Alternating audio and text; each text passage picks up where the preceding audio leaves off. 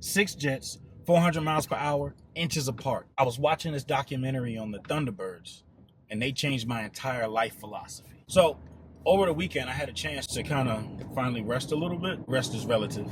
And I got a chance to watch the Thunderbirds documentary on Netflix, and it was phenomenal. But the thing that stuck out to me was that they're going so fast that if they lose their focus, they die. And I don't know about the rest of y'all, but right now there's a whole bunch of stuff that can take your focus. There's news cycles, there's celebrity gossip and drama. I guess there's always been things, but these are all distractions to keep you from focusing on what's important. And what's really important is relative. It's set by the individual.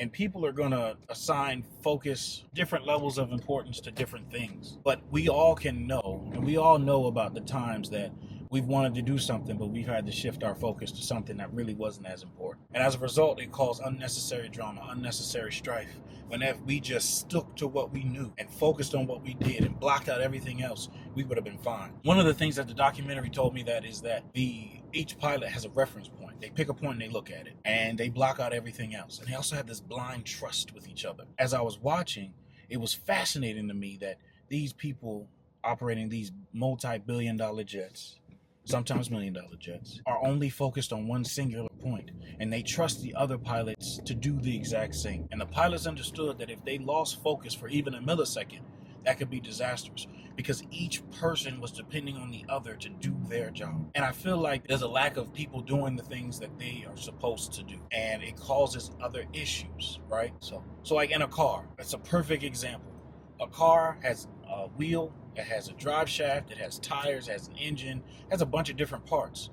The tires aren't trying to be the engine isn't trying to be the drive shaft, the drive shaft is not trying to be the steering wheel.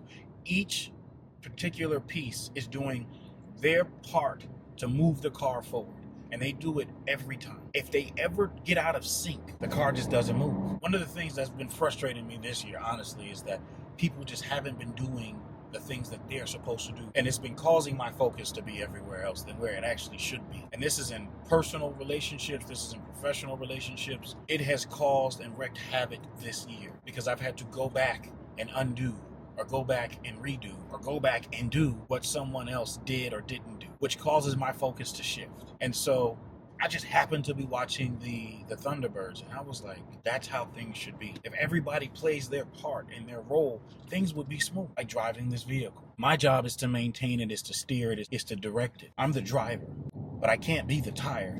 But I'm not more important than the tire. We are equally as important. If I stop doing what I'm supposed to do, the tires can't work. And if the tires stop doing what they're supposed to do, I can't move. I trust that my tires will do what they're supposed to do. And so what I've started doing is realizing that I have to have better focal points, right? The reason why the Thunderbirds can do what they do is because they are a cohesive team, and they have practice, and they all have the same goal. Some of us are dealing with people who don't have the same goals as us, but we're trying to bring them along. We're trying to be like, oh man, just do this, and I got the rest. And it's just not in them. And instead of seeing that, we try to push them. Sometimes you have to cut people loose, right? When people show you who they are, believe them, because if you don't cut them loose, if you have a tire trying to be the engine, that's going to be a bad day for everybody, and no one will get anywhere. And so what I've started doing is mostly just focusing on the things that I can do and not letting all these other obstacles delay me any further. When I realize that there's a lack of focus amongst the team, I do try to work, but a lot of times I just move forward.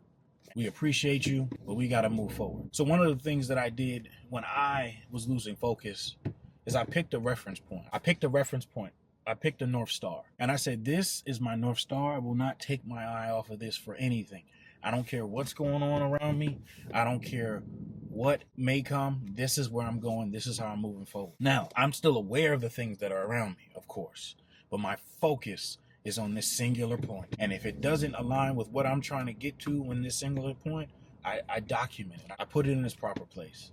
I don't allow it to change my compass, because I know where I need to go. I know what I need to do. There's no way that you will be successful in life not having a focus point. Because if you don't have a focus point, then everything becomes your focus point. Then there is no focus. Focus is quintessential. It's the gas that pushes you towards your goals. And without gas, you're not going anywhere.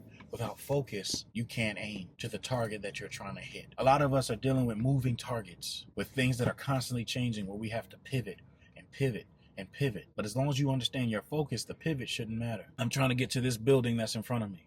Well, now there's this big block that's in the way. My focus hasn't changed. I know where I need to go. So now I can go over that block, under that block, through that block, around that block. But I'm getting to the point where I need to get to because I understand my focus. I understand what's important and what are we here for, as I like to say. What are we out here for? What are we focused on? And let nothing shake you from your focus, keep you from your destination. But sometimes life just doesn't work that way. These words are easier to say, right? They're easy to say, but it's harder to do. A lot of the concepts with motivation are easy concepts. They're simple.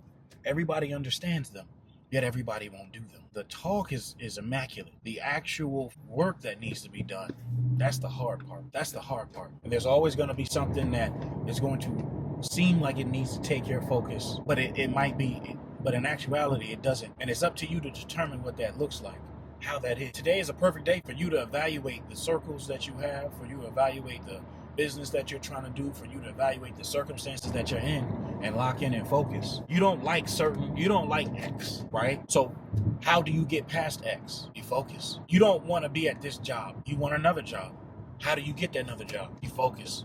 You focus on building the skills that you need that are transferable. You don't like where you are in life. You feel like you should be further. And here's the other issue that blocks focus. It's the comparison game. You can't compare and focus at the same time. If you're so busy comparing yourself to other people, you're not focusing on what you need. So you cannot compare and focus at the same time. And it's not productive.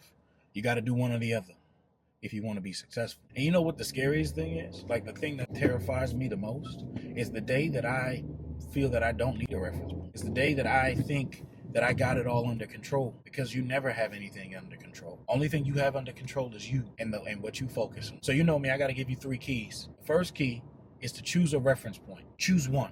Stick to it. Choose the thing that's the most important to you and stick to that. Map out where that reference point is and then work backwards from there.